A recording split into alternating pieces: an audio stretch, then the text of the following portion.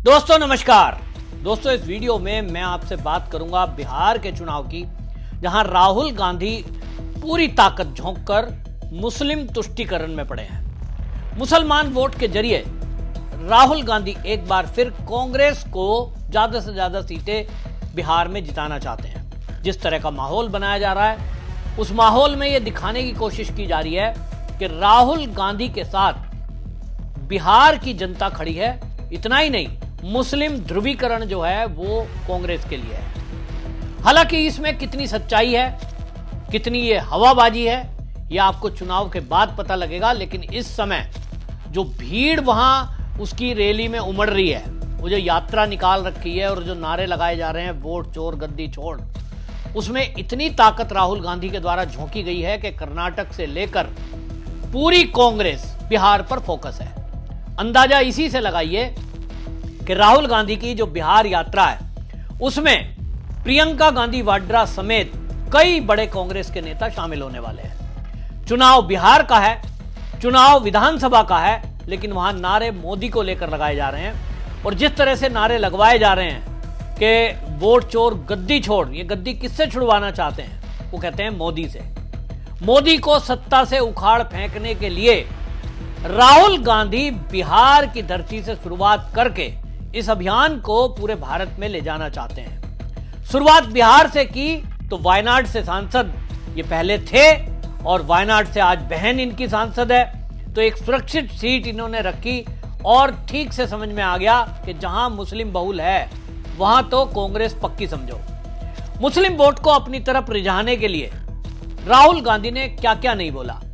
देश विरोधी बातें बोली हो, सीए का विरोध किया हो, राम मंदिर का बरसों तक विरोध किया, वक्फ बोर्ड के बिल का विरोध किया, 3 तलाक बिल का विरोध किया, मोदी का विरोध किया, आरएसएस की तुलना कांग्रेस के नेताओं ने बोको हरम से कर दी और आरएसएस पर प्रतिबंध लगाएंगे ये वादे जनता से कर दिए। यानी सनातन पर प्रहार, हिंदुत्व पर प्रहार, हिंदू पर प्रहार, ये सारा कुछ किस लिए कर रहे हैं? राहुल गांधी केवल इसलिए कर रहे हैं ताकि मुस्लिम जो वोटर है, देश के मुसलमानों को यह बताया जा सके कि कांग्रेस ही उनकी सच्ची हितैषी है।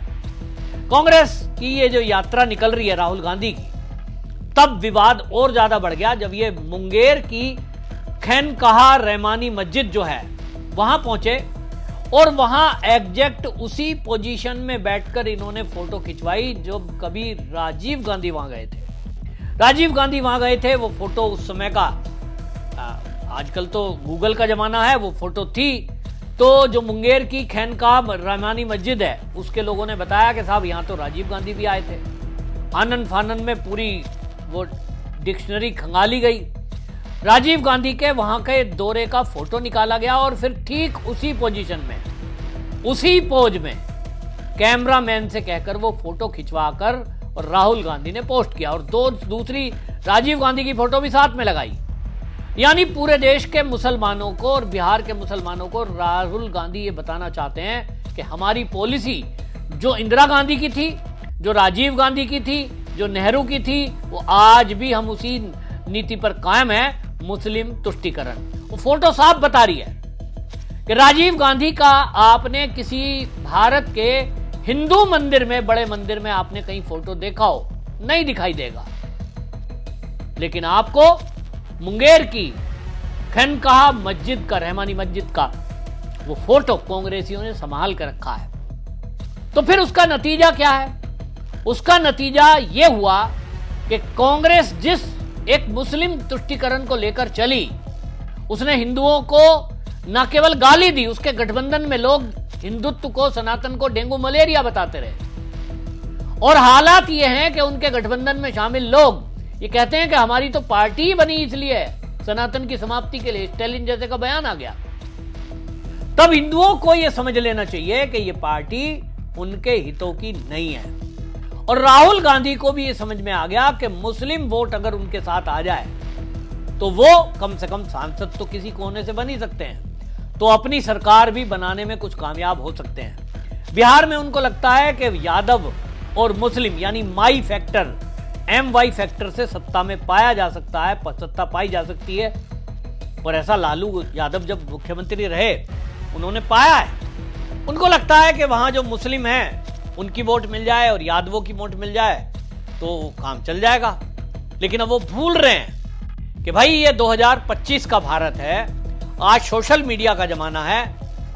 तो राहुल गांधी भले ही वोट चोरी की बात करें, हर बात फैक्ट चेक आधे घंटे के अंदर हो जाती है और उसका खुलासा हो जाता है। बिहार में भी राहुल गांधी बाज नहीं आए, किसी व्यक्ति को मकान देने की बात कही, कुछ ही मिनटों में मीडिया वालों ने, बल्कि आपको जान के ताज्जुब होगा कि जाने माने कांग्रेसी, मैं उनको कहूंगा पत्रकार हैं, वो उसको खुलासा कर रहे थे और उस खुलासे में वो गलती से पत्रकार पूछ बैठा कि भैया आपको राहुल गांधी ने मकान दिया है, तो जो है मकान दिया है तो मकान मिलने के बारे में आप क्या कहेंगे।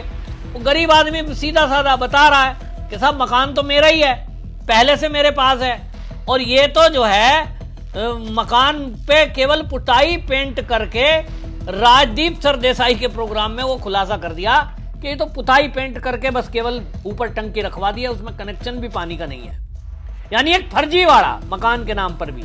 और वो राजदीप सरदेसाई जैसा पत्रकार खुलासा कर रहा है गलती से। वो तो तारीफ कर रहा था, देखिए राहुल गांधी ने एक गरीब आदमी को मकान दिया, लेकिन वो पत्रकार ने सवाल पूछा तो वो बता दिया उसने बिहारी भाषा में, कुछ नहीं है। शायद राजदीप सरदेसाई को वो सरल भाषा समझ में नहीं आई होगी।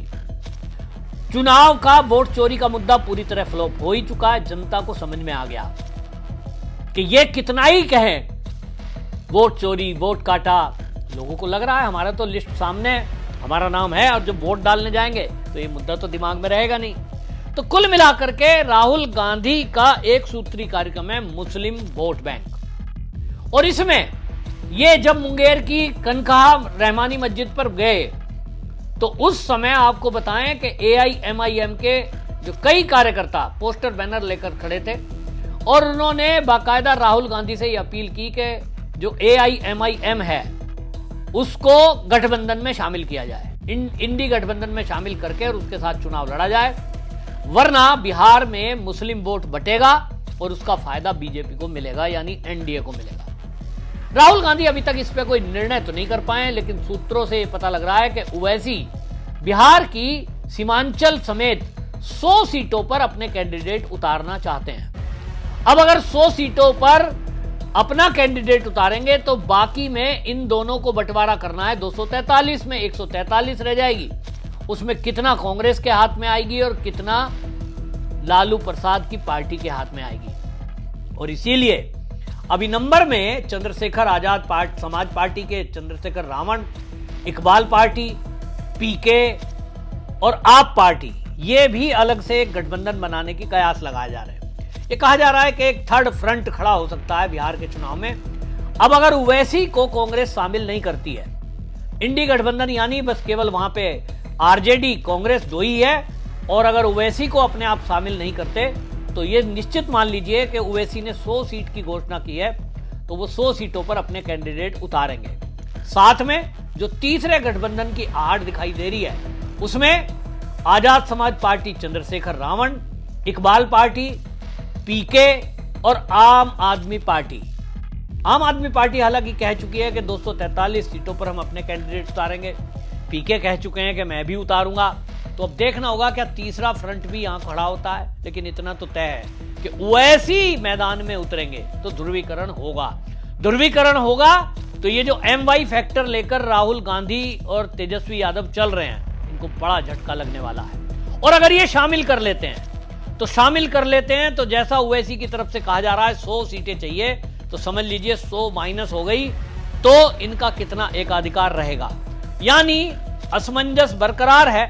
राहुल गांधी जिस एक हवा को बना रहे हैं कि मुस्लिम सारे उनके साथ हैं, ये उस दिन तक है जिस दिन तक ओवैसी मैदान में नहीं उतरते।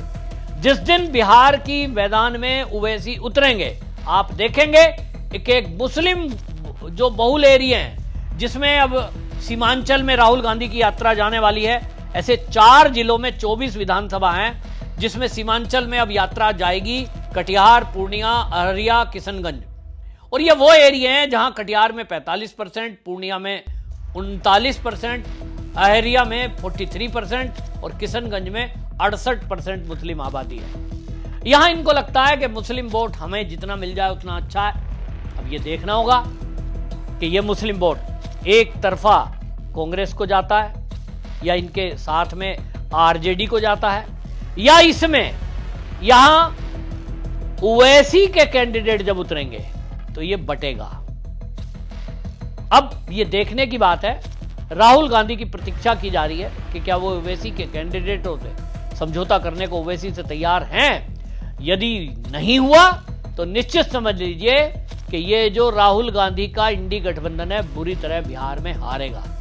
दूसरी तरफ मोदी जी हैं जो विकास की बात करते हैं, जो घुसपैठ पर प्रहार करते हैं, और बिहार की जनता में, मेरे पत्रकार मित्र हैं जो बिहार में रहते हैं, कईयों ने यह बता दिया कि आज की डेट में जो बिहार में जितना भी विकास दिख रहा है लोगों को, लोग अनुभव कर रहे हैं। अभी पुल का उद्घाटन किया है, कुछ फैक्ट्रियां लग रही हैं, वो कहते हैं साहब बीजेपी के होते हुआ है। लालू का तो जंगल राज अभी तक लोगों को याद है, और इसलिए जंगल राज की वापसी कोई नहीं चाहता। राहुल गांधी अकेले लड़ते तो शायद मुस्लिम क्षेत्रों में भी उनको बड़ी संख्या में वोट मिल सकती थी, लेकिन मुसलमानों का कहना यह है कि लालू प्रसाद का शासन जितने दिन बिहार में रहा, मुसलमानों के लिए कुछ नहीं हुआ। कांग्रेस की भी जिन राज्यों में सरकार है, मुसलमानों के लिए कुछ नहीं हुआ। दूसरी तरफ एनडीए है, एनडीए की सरकार है, तो मुसलमानों को बराबर के योजनाओं के लाभ मिल रहे हैं। और ओवैसी भी यही कहते हैं कि क्या मुस्लिम समाज यदि यहां 20% है तो बिहार का सीएम क्यों नहीं हो सकता, और उनकी ये बात लोगों को हिट करती है। और इसीलिए आपको बता दूं कि बिहार के चुनाव में मुस्लिम वोट निश्चित रूप से बटेगा, और इस बार आप देखेंगे बड़ी संख्या में यादव वोट भी बटेगा। लालू प्रसाद यादव जैसे यादवों को अपनी बपोती समझ रहे हैं कि साहब ये तो हमें वोट देंगे ही। ये पहली बार होगा कि लालू के घर में ही लालू का विरोध होगा। तेजस्वी यादव का भाई वो खुद अब आप देखेंगे एक बड़े रोल में आगे आने वाला है, और तेज प्रताप यादव आप देखेंगे 1 से 1.5 महीना आप रुक जाइए, चुनाव के ठीक पहले आपको बड़ा धमाका होता हुआ दिखाई देगा कि घर में ही जब दरार जो बन रही है वो बड़ी दीवार बन जाएगी। और वो किधर करवट बैठेगी ये अभी कहना मेरे लिए, मैं अभी कहना नहीं चाहता हूं, लेकिन इतना जरूर समझ लीजिए कि लंका को डहाने में विभीषण का जैसे रोल था, ठीक इसी तरह लालू की लंका को डहाने के लिए अब उसी के परिवार का, उसी का खून अब निश्चित रूप से इस काम को करने वाला है। ये एडवांस में न्यूज बता रहा हूं, और इसीलिए एनडीए की फिर से एक बार सरकार बनने वाली है, और बड़ी बहुमत के साथ बनने वाली है, ऐसा आज की बातों से दिखाई दे रहा है। क्योंकि बिहार के लोगों को विकास चाहिए, विनाश नहीं। आप में से जो बिहार के रहने वाले हो अपनी राय जरूर रखें, वीडियो शेयर करें। वंदे मातरम।